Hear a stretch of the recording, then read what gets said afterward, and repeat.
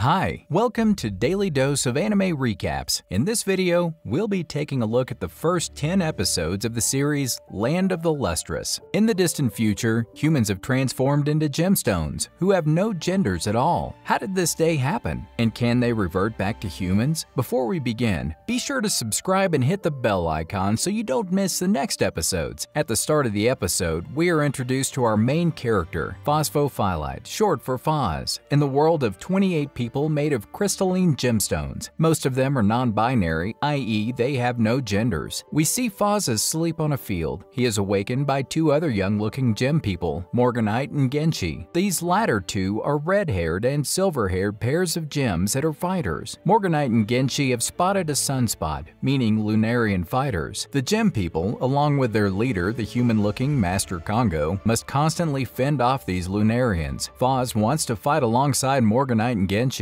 but the latter points out that Phos is physically too weak and shatters too easily while fighting. Phos runs off to notify their master as Morganite and Genshi head to the battle with the sunspot. On the battlefield, the sunspot throws arrows at the pair. Morganite is able to decapitate the sunspot, but from its severed head emerges yellow-tipped arrows. We learn that these crystal-striped arrows are made by a gem person named Heliodor. Morganite and Genshi gather all the shards of their exploded friend and have him remade. Meanwhile, Master Congo leaves Phos as soon as he hears about the battle. He destroys the sunspot immediately, accidentally shattering the fragile Phos. All the broken gem people, including Morganite and Genshi, who are apparently not doing well in the battle, are collected and sent to the doctor of this world, Rutiel. In the infirmary, we learn that Rutiel is one of the rare girls amongst the gem people. While working on the broken gems, Rutiel explains that the gem people are a sort of immortal symbiote. They are crystals with living organisms within them. These organisms take energy from the sun, and if enough shredded pieces of them are gathered, they can be remade. Rutiel helps get the injured back to shape. In the next scene, Master Congo has been having a hard time finding a job for Phos because of his weakness. He decides to assign Phos the task of creating an encyclopedia of their world. His assignment doesn't go well initially, as most of the gem people know very little about anything outside of their own work. Everyone tells Phos to ask Cinnabar, a crimson-haired gemstone, the only gemstone that is active at night, doing patrol. The other 27 gemstones depend too much on the sun to function, so they cannot work at night. Cinnabar is also poisonous to both the life on the planet and also to other gem people, and it must be chipped away. At twilight, Phos seeks out Cinnabar, hoping to learn about the plants and other information for him. As soon as Phos arrives, Lunarians attack. Thankfully, Cinnabar fends him off with molten metal. However, in the process, he falls off a cliff and Phos breaks his arm trying to save him. In the next scene, we see that Cinnabar is somehow perfectly fine. Phos, now at the edge of the cliff, almost falls off but is brought back by Cinnabar. This touch from Cinnabar means that Phos will now have to be chipped. Phos then learns that Cinnabar is leading an intensely lonely life. Since the Lunarians never arrive at night, Cinnabar can't really fight anyone. Cinnabar confides to Phos that he wants the Lunarians to take him away so that at least he can be of use as a weapon. Phos is shocked and saddened by this, so he decides that he will help Cinnabar find some kind of work. Cinnabar then tells Phos about some plants in the area for the encyclopedia. The following day, Cinnabar finds that Phos has left his journal in the field. He does not want to take it back to Phos, as he really doesn't trust the other gem people. Meanwhile, Phos is in deep thought, not knowing how to help Cinnabar. Shortly after, he grabs the legs of the approaching Jade,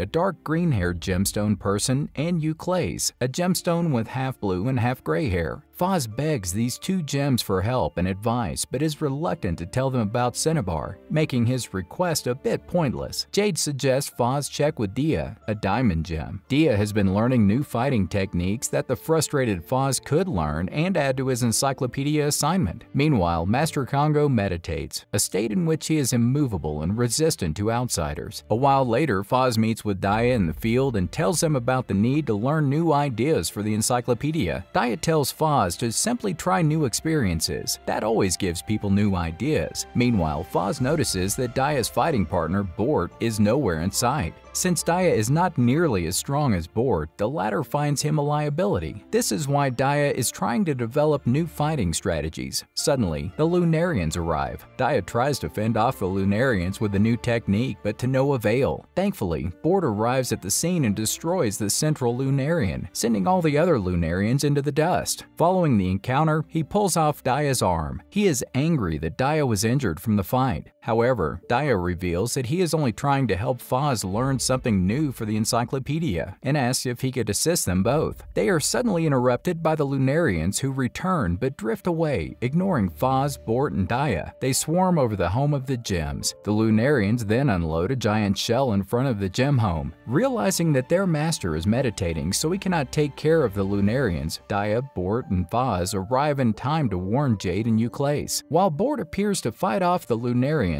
Euclase tells Phos that the giant shell can be included in the latter's encyclopedia. Suddenly, a pink mollusk comes out of the shell and swallows Phos. Euclase tries to save him, but his blade gets melted. Meanwhile, a hot and tired Phos, still inside the mollusk, is slowly crumbling. Bort and Daya fight the mollusk from the outside. Inside, Phos starts breaking down into green jeweled blobs and dissolving in the mollusk. As he slowly dissolves, he thinks of his promise to find Cinnabar meaningful work. Daya points out to Bort that there is a bit of green jewel showing through a crack on the outside of the shell. He rushes forward to attack it, hoping to shatter it. Seeing this, an enraged Bort also rushes forward to save Daya from hurting herself. Finally, the shell is kicked into the water, and the mollusk inside shrivels up into a significantly smaller animal, one the size of a cat. Jade, Euclase, and Bort go into the water to see if they can find Phos inside the shell, but they find nothing. Just then, a now small mollusk jumps eagerly in front of Daya. This prompts him to think that Phos has transformed into this little creature. In the next scene, Daya, along with Bort and the others, takes the small mollusk to Rutil, hoping that the doctor will have an answer to fixing Phos. At the infirmary, Rutil restores Daya's broken arm that Phos had collected and dropped just prior to being swallowed by the mollusk. After being mended by Rutil, Daya leaves with the small mollusk, fearing that Phos will die when Rutil operates on him. In the following scene, Daya asks various gems for help, but none agree, and many are simply unwilling. Disheartened, he takes the mollusk to a secluded area and wonders if perhaps Phos would be better off as a mollusk. The scene then cuts to Cinnabar readying for his pointless work of patrolling ashore for enemies that will never show up at night. As Cinnabar walks toward the coastline, he sees a bright light. It's Daya, sleeping in the grass. Daya begs Cinnabar to help Phos, but Cinnabar is disgusted and amused that Phos has turned into a snail-like creature. He points out to Daya that mollusks must devour minerals to harden and strengthen their shells. Hearing this, Daya quickly remembers the green gemstone showing through the giant shell earlier. He thanks Cinnabar profusely and rushes towards the gem's home. Along with the other gems, Daya pulls the enormous shell out of the water and brings out bits of the green gem. Rutil assembles the fragments and makes Phos whole. When Phos awakens, he angrily chases and berates the small mollusk for eating him earlier. Meanwhile, Master Kongu awakens to find from Jade that there were 2 Lunarian attacks. When we see Phos interacting with a small mollusk whose name is Ventricusis and is quite chatty, Phos learns that he is the ruler of the Admirabilis, the mollusk people. It turns out only Phos can hear her. Later, while lying on the grass, Ventricusis suggests he and Phos go down to the sea, where people that are like gems live. They can help Phos in getting work for Cinnabar, but the sea is off limits to the gems without permission from Kongu. We learn that the sea water washes away the white powder covering the gems, which can corrode their bodies. In the next scene, Euclase tells Rutil in the infirmary about getting resin to withstand the salt water. Suddenly, a red-haired gem, Red Beryl, enters the infirmary looking for a lost uniform. Next, we see that Phos has taken the uniform along with the anti-salt resin Rutil had been searching for. It turns out that Phos is planning to go to the sea with Ventricusis. Unfortunately, he's caught and Master Kongu forbids his sea excursion. Later, Ventricusis says that he was not lying about there being people like the gems under the sea, and that he wants to see her homeland more than anything else. Phos feels sympathy for her and becomes determined to help Ventricusis find her way home. The pair then go under the sea and Ventricusis quickly changes her form. We realize that he is the being that is like the gems, and that the people that he was talking about were his own kind. Ventricusis explains that when there was a meteor attack, beings called humans fled to the sea and were split into 3 forms, representing the flesh, which is the mollusk-like Admirabilis, the bone, which is the gems, and the spirit, which is the Lunarians. Ventriloquist continues to say that the Lunarians are trying to gather the flesh and bone to transform into the original human beings. Phos wonders why they must fight the Lunarians if they all have the same origins. Ventriloquist explains that the Lunarians are greedy, a likely indication of what the original humans were like. Meanwhile, at the gem's place, Dia discovers that Phos is missing. Back at the sea, Phos grows tired of walking underwater. He lies down on the seafloor to rest. Suddenly, he is under attack from Lunarian weapons, which breaks his body. It turns out that Ventriloquist has sold Phos out to the Lunarians in exchange for the life of her brother Aculetus. In no time, the Lunarians destroy Phos's legs and pull him out of the ocean toward their black cloud with a net. Meanwhile, back at land, Morganite and Jade find Phos's tracks leading to the sea, and they start their search underwater. Back on the Lunarians' black cloud, Ventriloquist communicates with the Lunarians that she has done what they asked, but the Moon people want more than just Phos. They demand more gems brought to them. When she refuses to abide by their demands, the Lunarians attack Ventriloquist, burning off her right arm. Suddenly, Aculetus, who is now a giant shell, stirs at the attack on his sister. He destroys several Lunarians, easily destroying them into dust. He then rolls off into the sea, shrinking into his humanoid form. Aculetus destroys more Lunarians with his long black tentacles. However, when he tries to behead this central Lunarian that holds Phos, he accidentally knocks off part of Phos's face. Shortly after, as the black cloud dissipates, Aculetus takes his sister and Phos into the sea. Meanwhile, Cinnabar watches from afar, upset at Phos being gone. Right behind him, we see a legless Phos face down in the disappearing tide. There is also a wooden bowl containing the broken piece of Phos's face and black tentacles from Aculetus' shell. Next, Cinnabar deposits Phos at the gem's place. Rutil then finds Phos sitting against a wall with black tentacles on his side. Phos gloomily says that he lost his legs. The gems hurriedly return and lay Phos on the table to mend him as best they can. Master Kongu also arrives at the scene and relieves Phos of his encyclopedia duty. The next day, Rutil ponders that she needs to find replacement legs for Phos, but there isn't enough Phosphophyllite stone to make more. She looks at the black tentacles which were alongside Phos. Those tentacles contain agate, a type of mineral. Rutil then decides to mend Phos's legs with those black tentacles. Outside the infirmary, Phos is lifted by Euclase, Red Barrel, and Jade, but he can't remember Jade's name. Phos just lost 1/3 of his body, so the memories those legs contained were also lost. This is because gems' memories are spread throughout their body, so when they lose part of it, the memories are also gone. Once others are gone, a depressed Phos collapses onto the grass. He remembers Cinnabar, to whom he still owes a promise. This invigorates him to stand on his own and walk. Soon enough, he is able to run very fast and reach the edge of a cliff within seconds. Phos stands in awe of his agate legs' newfound speed. Just then, alarm bells toll, warning of the incoming Lunarians. Yellow Diamond, a yellow-haired gem, holds back dozens of Lunarian arrows. His fighting companion Zircon runs to his side quickly after having alerted and brought back the Master, along with Jade and Euclase. Suddenly, Zircon's head gets shot off in the process. In the next scene, Yellow Diamond brings Zircon to the infirmary. Rutil notes that Zircon has minimal damage. She then notices that the stool she had put out for Phos to sit on is empty. Fearing that Phos has gotten into trouble again, Yellow Diamond quickly runs to find him. After a while, he finds Phos running quickly. Seeing this, Yellow Diamond tells him to stop, but the green gem explains that he can now run so fast that he has a hard time putting on the brakes. In the following scene, Phos, Yellow Diamond, and Rutil discuss Phos's newfound running ability with the Master. The Master speculates that with the just added agate, the legs can now exert the power all at once. Phos, who is ecstatic, now asks Master Kongu if he can be allowed to fight with the others. He then begs Yellow Diamond to be his partner, which the latter rejects, saying that they can't handle Phos. To test Phos, Master Kongu asks Obsidian, the weapons maker, to bring over the lightest blade. The Master wants Phos to pick it up, but the green gem immediately struggles to lift it. This makes Master Kongu realize that Phos is not much of a fighter if he doesn't have strong arms. Master Kongu then concludes the conversation by saying that Phos can help amethysts out on their patrol and learn from them. Amethysts are purple-headed, twin gems who are part of the patrolling team. Later that night, Yellow Diamond takes Phos to welcome the arrival of the patrollers and fighters back from work. She talks to Amethyst, and they casually agree to work with Phos. The next day, Phos and the Amethyst twins receive an assignment from Rutil to collect the flowers that produce their white skin powder. During their work, Phos is constantly on alert for a Lunarian. Lunarians while the twins do their harvesting completely relaxed. Just then, Lunarians attack. The twins successfully destroy most of the Lunarians. They then behead the central head. Suddenly, the Lunarians' gem weapon, which is made from sapphires, emerges from the beheaded body and crushes the Amethyst twins. They shatter immediately and yell at Phos, telling him to run. However, Phos is too terrified to move and stays frozen and still. Thankfully, Yellow Diamond, Zircon, Bort, and the Master arrive just in time. Bort destroys many of the Lunarians, and the Master destroys everything else. Next, Rutiel does her job fixing the Amethyst twins back together in the infirmary. Winter has come in the land of the gems, and with winter, it is now time for the gems to hibernate. It is explained that microorganisms within the gems need sunlight to provide energy to the gems. With less sunlight in winter, it is difficult for the gems to move around or fight if necessary. In the next scene, the gems prepare their place with white sheets and dress in excessively frilly pajamas for hibernation. Phos asks Rutiel if he can avoid hibernation. Rutiel explains that Phos does not need to stay awake. Their master and the gem Antarcticite will take care of the Lunarians should they attack during hibernation. Antarcticite is a gem that exists as a liquid for most of the year. As the temperatures drop, his body begins to crystallize and harden into the humanoid gem form the rest have. Meanwhile, as Antarcticite awakens and greets the master and sees Phos spying on them, a very surprised Antarcticite asks why Phos is still awake while the others are sound asleep. Phos reports that he could not sleep and asks the master if he could stay awake that year and work with Antarcticite. Master Kongu allows it, to Antarcticite's dismay. Later, Phos and Antarcticite stroll in front of the school, discussing the former's new agate legs. After reaching the seashore, Phos sees a frozen, star-like, wondrous shape reaching out of the cold sea. Antarcticite explains that it's an ice floe. When the sea freezes over, any segments with microorganisms from the seafloor wind up like that and become what they call an ice floe. Suddenly, a giant iceberg emerges out of the sea and collides with other ice in the sea. Antarcticite explains that the scraping of the ice floes will keep the gems awake, and it is their duty to chop up these floes into smaller pieces. Then, Antarcticite rushes along the ice, skillfully crushing ice floes. The following day, the two gems are back at work. Phos is trying to crush an ice floe with Antarcticite's ice saw. Suddenly, he hears a voice coming from the ice. Startled, he reports it to Antarcticite, who explains that the ice is a mineral like them, and it makes word-like sounds, but the gems cannot understand them. However, Phos can understand them and tells Antarcticite that they said things like, "I'm tired, I want to go home." Once again, Phos understands things that no one else can, whether it's a mollusk from earlier or ice. Next, the gems tell Master Kongu about it. Unfortunately, Master Kongu shoots down their statement, explaining to his disciples that the ice floes do not have a consciousness that enables them to talk. They only reflect the anxieties of others and further exacerbate them. Antarcticite then reports to the Master that Phos is doing great at keeping up with them, but they wish Phos's arms were as strong as his legs. Saddened, these words stick in Phos's mind. The next morning, as they are on the ice, Phos looks at his arms and the ice saw. Fortunately, he quickly snaps out of the self-destructive attempt, remembering that there is only a little of the agate shell from the black tentacles left, and no more phosphophyllite to make arms if he were to lose his limbs. Suddenly, the ice floes begin to speak once again. They tell Phos that he'll be stronger and they'll crunch off Phos's arms and that everything will work out in the end. Phos notices a crack in one of the ice floes. Phos is aware that these words are reflections of his own subconscious thoughts, but he starts to feel a strong pull towards the ice crack and begins to approach it. When the ice floe mentions Cinnabar, Phos loses his balance and slips on the ice, falling into the water. Antarcticite immediately rushes to save Phos. He manages to pull Phos out of the ice, but the latter no longer has any arms. Both of the limbs have been crushed by shifting ice floes. Antarcticite wastes no time in plunging into the icy sea to retrieve Phos's newly severed limbs. Unfortunately, he gets his hand trapped between two ice floes, which instantly snaps it off. Thankfully, Antarcticite is able to quickly grab the gloved hand before losing it again. He eventually descends to the floor, but Phos's arms are not there. He then returns to the land with Phos and reports the incident to Master Kongu. Antarcticite blames himself for the incident and breaks down in tears while Phos can only look on with sad guilt. Master Kongu suggests that they go to Cord Shore, where the gems are born to find minerals they can possibly use to make arms for Phos. When Antarcticite and Phos arrive at Cord Shore, the former shows Phos the hillside from which they emerged. There are already small pieces of gold and platinum glinting there, but these metals are useless for for Phos, since they are too soft, malleable, and far too heavy to realistically use. But having no other choice, Antarcticite attaches the gold-platinum pieces to Phos. Surprisingly, the gold-platinum arms immediately begin reacting to Phos. Suddenly, a black cloud emerges. It's the Lunarians. Meanwhile, Phos cannot control his arms, which are getting bigger and behaving erratically. Back at the gem's home, Master Kongu is surrounded by hundreds of Lunarians. At Cord Shore, Antarcticite leaps up to attack the large central Lunarian figure directly and successfully beheads it. Meanwhile, at the gem's home, the dust from the destroyed Lunarians tries to swirl around Kongu's hand like a binding rope. On the other hand, Phos is inside a strange gold cube. It turns out that his gold arms have engulfed him entirely within a cube. Antarcticite attempts to break inside and get Phos, but suddenly he is struck in the back by a Lunarian and shatters completely. A shocked Phosphophyllite tries to process what is happening. The Lunarians come down on one of their clouds and quietly pick up the pieces of the gem and place them in their shell bowls. Enraged, Phos yells at his gold arms to work. Suddenly, the arms start growing out of the cube and approach the Lunarians. In return, the Lunarians fire arrows at this gold structure, but they have no effect. Phos emerges and destroys the Lunarian holding Antarcticite's foot before running toward the other Lunarians. However, the Lunarians ascend higher and leave, with Antarcticite with them. Phos goes after them, but his gold arms only reach so far before he is stretched too thin and falls apart. Before he can fall to the ground, Master Kongu, who has just arrived, holds him. The anime then skips to several months after the terrible event, bringing with it the end of winter. Phos has changed emotionally. He is no longer the unthinking and lighthearted gem he was before. We now see a new, somber, and serious Phos. Later, Master Kongu tells Phos to rest. His new body has started to crack under stress from using powerful arms. However, Phos wants to continue with his patrolling duties. Next, he walks towards the shore and says to himself that he should have saved Antarcticite. It seems Phos has constantly been thinking about what he should have done to bring back Antarcticite. Now that the season is slowly changing, it is time for spring, also for the hibernating gems to wake up. Phos walks into the sleeping chamber and tells the awakening gems that he will clean and prepare for the morning meeting while the others finish waking up. In the next scene, the meeting with Master Kongu begins. The Master explains to a sad assembly that Antarcticite was taken by Lunarians and then asked Phos to come over to explain the attack. The gems are amazed and stunned at Phos's new gold-platinum arms that can morph from images of Lunarians and other figures. After the meeting, a pack of gems surround Phos. They are still amazed by what Phos has turned into. Dia prods his arms with a stick, while others ask how strong he has grown. Annoyed, Phos runs towards the field to avoid the curious gems. He gets up and turns around to find Cinnabar standing in front of him. Phos tries to lamely explain what has happened, but Cinnabar doesn't care anyways and takes off. As Phos walks out onto the field, Lunarians suddenly appear in front of the Amethysts, who are on patrol. But fortunately, Phos quickly rises up and finishes them off within seconds. As Phos descends down to the ground, the Amethyst twins run up to him and hug him. They also praise Phos's newfound strength. The next morning, Bort waits outside the gem's palace for Phos to join him on patrol. After this, they proceed toward the field, where Bort starts lecturing about how to fight. Their conversation is interrupted by an arriving sunspot. It's a weird sunspot though. There do not appear to be any Lunarian people on top of it. Suddenly, a black hole opens in the sky and an ivory-furred clawed hand emerges. Bort wastes no time and leaps on the sunspot to attack the hand, but similar other hands start to appear in the sky. Finally, a giant